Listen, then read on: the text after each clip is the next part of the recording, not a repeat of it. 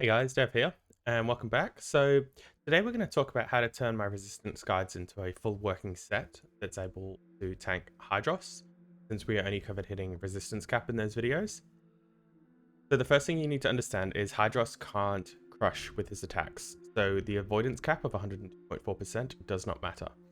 However, we still need to reach crit cap of 5.6%. So today we're going to jump inside 70 upgrades. We're going to talk about some gear, some selections. I'm going to show you what I've done with my set, and I'm going to talk about some general rules and help you guys design your set with the gear you have available to you. Let's get into it. Right, so this is 70 upgrades. It's a fantastic website. If you haven't got into it already, I highly suggest you do. It's so good for gear planning. So this is the Frostred set that I've designed for Dev. So we've got 12.7k health unbuffed, 290 Frost Res, that'll bring us up to 360 once we get our Frost Res aura. Also, I know there's a lot of conversation going around about you don't need 365 resistance to tank Hydros. I personally haven't done the fight on the PTR. That very well may be true. However, I prefer to go in there with all the gear I need to get to 360, 365, somewhere around that number. But then you have the option to take gear off. You're struggling with threat, or you find you're just not getting hit that hard and you're running whatever it may be. If you don't have the gear, haven't done the setup, and you get in there, you then don't have the option to make any gear swap.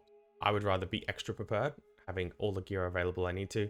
Super easy to take something off if that's the road you need to go down. I also know a few guys playing guilds that I've seen your 5-minute print skills. In those cases, you probably want to be sitting at resistance cap. Your healers are going to have to heal that fight for a long time, and DPS probably isn't going to be pulling off you if they're taking 5 minutes prints. Okay, so I want to start by saying there are different ways to solve this problem. This is not a one-size-fits-all. It depends what gear you have available to you and the speed of your guild, etc. So, Ice Guard Helm, Frost Res Enchant, Pendant of Soaring. I'm going to wear my tier 4 shoulders. So I'm going to push Exalted with Aldor. I'm not there yet. I'm going to get the enchant with the 10 defense rating on it.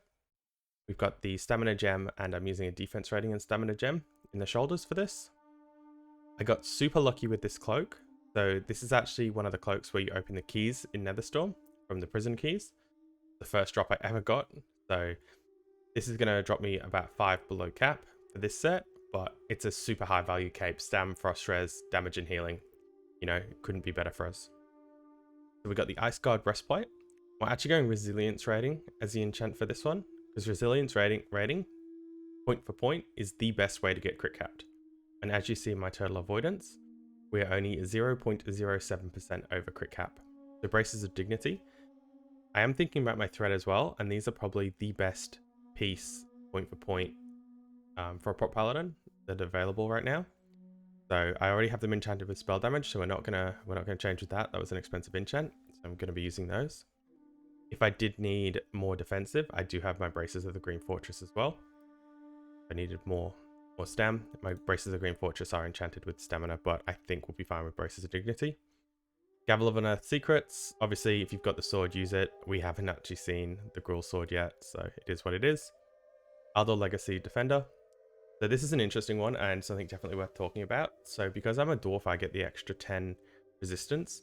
Now, if you had a second one of these, or you had another shield, you could actually switch to your Shield of Impenetrable Darkness or your Azure Shield of Caldera with the Frost Res enchant on it. I know I suggested in the guide possibly to use the Frost Res enchant to legs, but I honestly think dropping to a lower shield with a Frost Res enchant, if you were looking at the Frost Res enchant to legs, don't do that. Put it on a shield, an older shield, and definitely use the Nethercleft leg armor for your leg. It's just too valuable not to pick up. The other option is spell damage if you feel like you're going to struggle for threat as well on your leg. So these gloves are a new thing that I've recently just found out about. Gauntlets of the Iron Tower. Now, by themselves, they're not that great, but built into a resistance set, they're absolutely amazing. So 26 resilience and 20 defense rating, 30 stamina with 2 gem sockets, which you just go blue for blue probably in those. I think I'm using 1 yellow since I'm using resilience gem in these as well. They need to scrape across the line. Let me work out just how much crit protection I'm getting from these gloves.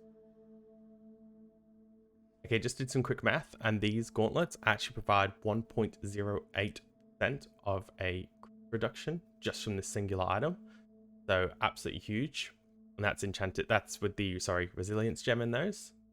So super nice piece.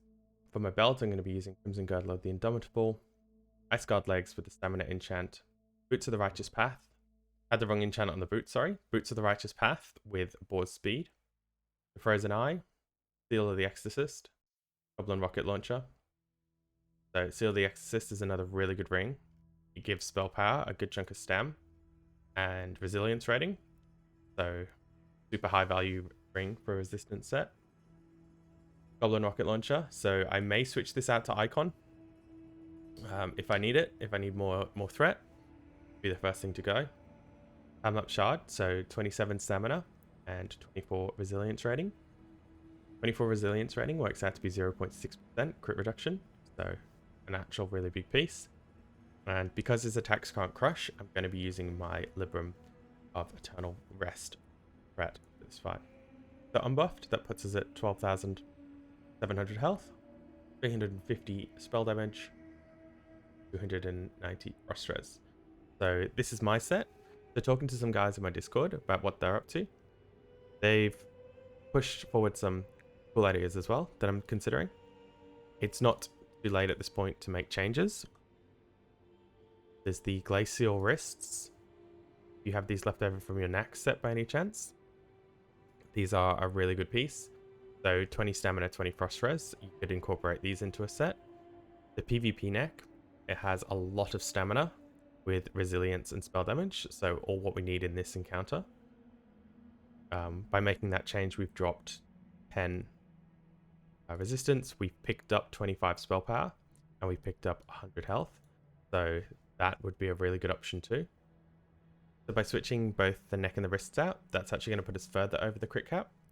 So that means we can change our gem, in our gloves to 12 stamina. That's going to bring us up to 12,900 health, and we still get a little bit of wiggle room. We're 0.19% over crit. So you may be able to make some further changes. So hopefully this gives you the necessary information to finish your set, guys. If you are struggling, you can come to this chain here. It'll create a link to show your set. So copy that, come over to my Discord, paste it in, ask for some help. There's heaps of really helpful people that are generally always willing to give you a hand. We go over heaps of stuff like your logs, your sets, your gearing, your itemization. Always happy to help. I'm in there most of the time as well. Get your set done now, guys. The prices are probably just going to go up from now until when SSC releases. Best of luck with the tanking in SSC. Let me know how you get on with it. If there's something I've missed or there's something you're doing differently, share that information. Pop it in the comments. Help others out. Thank you, everyone. Hope this was a good one. If you liked it, subscribe, and I'll see you in the next one.